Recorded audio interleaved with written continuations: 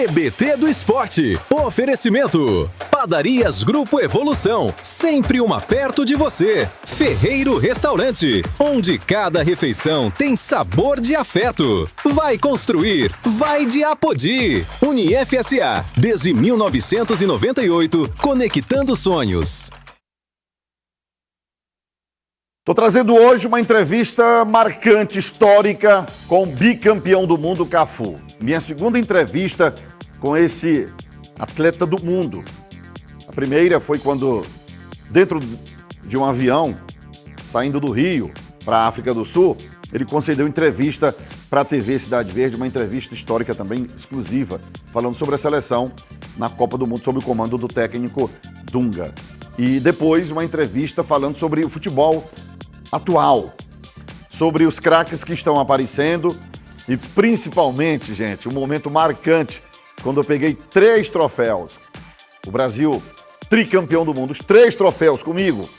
E um deles eu fiz questão de que ele levantasse e fizesse o mesmo gesto que ele fez quando o Brasil conquistou o pentacampeonato.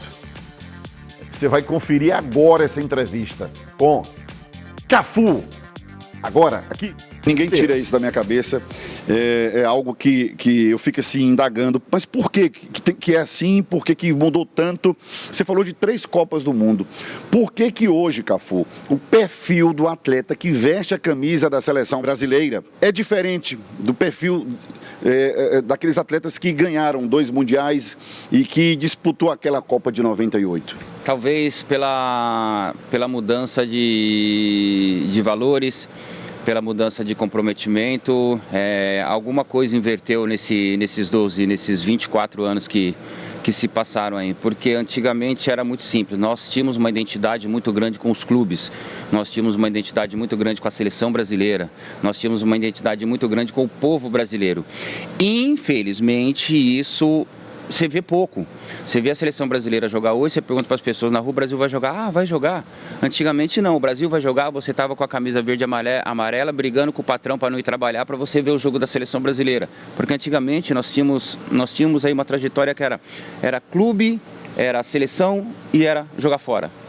Inverteu. Hoje você joga 2 jogos no clube, vai para fora e depois você volta para a seleção. Você não cria uma identidade hoje com o povo brasileiro, você não cria uma identidade com a torcida brasileira.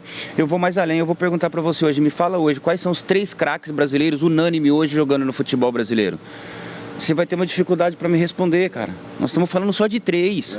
Eu vou te ajudar 2. Eu vou te ajudar mais ainda. 1. É verdade. Cara, depois do Neymar, nós não produzimos mais um craque que seja unânime com todas as torcidas, com o povo brasileiro, que se identifique com o povo brasileiro. Nós tivemos essa joia que foi o Endrick, que já está vendido, nós temos essa nova joia que é o Estevão também, que já está vendido.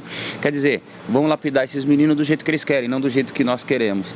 Eu acho que o que falta hoje para a seleção brasileira é identidade com o povo brasileiro. Mas para você criar essa identidade com o povo brasileiro, como na nossa época, eu fiquei 16 anos na seleção brasileira. Roberto Carlos ficou 16 anos na seleção brasileira. Ronaldo ficou 16 anos na seleção brasileira. Rivaldo ficou 14 anos na seleção brasileira. Marcos ficou 10 anos na seleção brasileira. Quer dizer, nós criamos uma identidade com a seleção brasileira e quando nós íamos jogar com a seleção brasileira, a gente pegava aquilo com unhas e dentes. Você participa do grupo de Zap do Penta, não participa?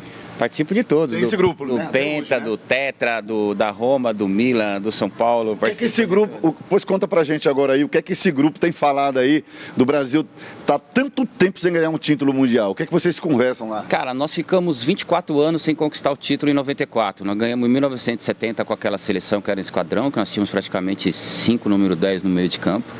Depois disso nós fomos conquistar em 1994, nós passamos 24 anos sem conquistar o título, sofrendo, tomando pancada, sendo crucificado, sendo xingado por toda a torcida brasileira e conquistamos nos Estados Unidos depois de 24 anos. Olha só como é que é a história, né? Nós estamos há 24 anos novamente depois de 2002 sem uma conquista de títulos, vamos disputar uma Copa do Mundo nos Estados Unidos novamente e coincidência, de repente o Brasil possa sagrar-se campeão novamente depois de 24 anos. Agora fortes emoções na entrevista com esse pentacampeão do mundo que é o Cafu. Tá preparado aí, Cafu? Bora, eu nasci preparado. Bom, nós temos aqui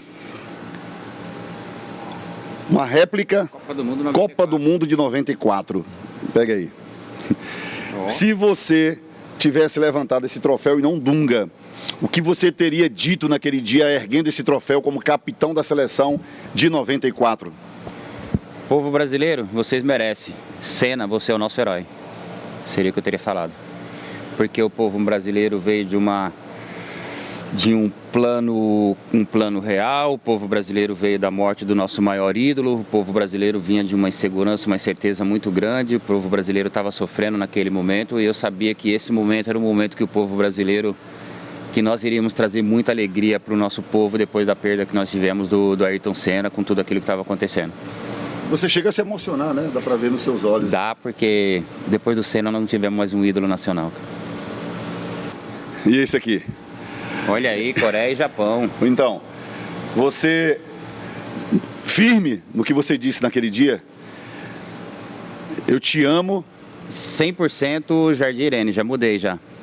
Eu diria, Brasil, você merece, sabe por quê? E repetiria o 100% Jardim Irene novamente na minha camisa.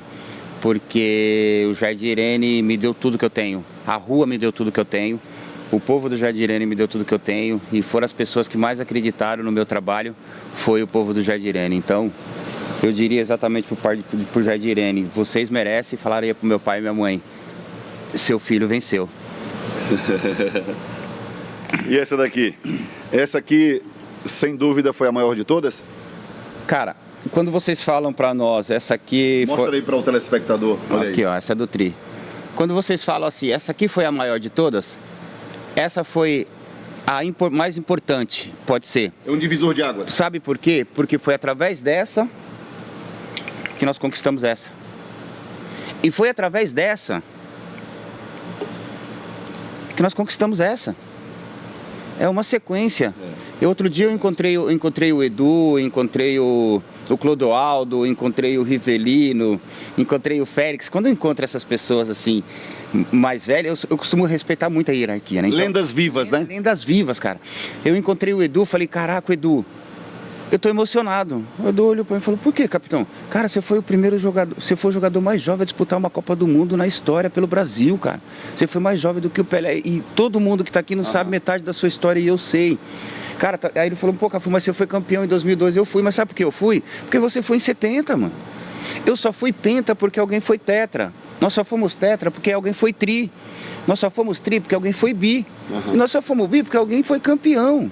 Edu, nós só estamos dando sequência na história 58, 62 e 70 que vocês começaram. Então, quando você fala, essa aqui é a mais importante de todas, cara, todas essas três são importantes, porque é uma sequência da outra.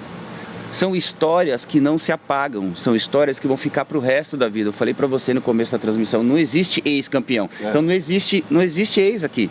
Aqui é campeão para sempre e vão ser eternizados para sempre. Então toda conquista de título é importante. Bom, agora a gente vai finalizar. Nós temos uma imagem histórica sua que eu já reprisei várias vezes, principalmente durante a pandemia, né? Quando a gente estava revivendo o passado e tal. E o passado lindo, bacana, emocionante. Turbulência dentro de um avião, você já pegou várias vezes, mas turbulência dando uma entrevista para a TV Cidade Verde, em cima do Oceano Atlântico, embarcando de São Paulo para a África do Sul, Copa de 2010, e eu entrevistando você. Essa foi a primeira vez, né?